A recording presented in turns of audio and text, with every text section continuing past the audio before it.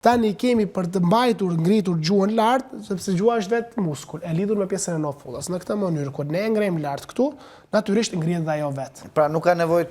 Nuk ka nevojë të fusim gishtat ose diçka tjetër, sepse mund ta kafshojë, mund ta dëmtojnë gishtat, e dëmtojnë personin. Ngritja lart e kësaj këtu lirohen. Gjuha del automatikisht. Domethënë, në momentin që ne e kemi ngritur lart, kemi ngritur dhe nofullën, normalisht ajri kalon në këtë situatë. E kemi okay. E shikojmë këtu. Rrugët e ajrit janë të lira.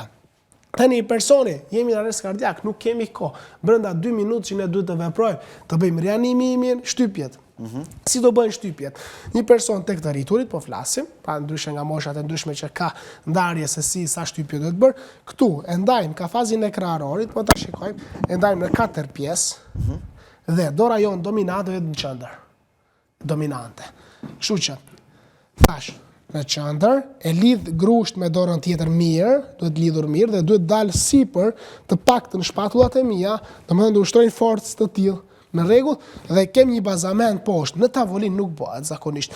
Bëhet në bazament në tokë, sepse ajo ka bazamentin e fuqishëm. Kështu që jemi këtu në këtë pozicionim, fillojmë 30 shtypjet dhe shtypjet do të jenë të tilla. 1, 2, 3, deri 5 deri 6 cm duhet të ulet kafazi kraharorit. Dhe shtypjet do të jenë 100 deri 120 për 1 minutë.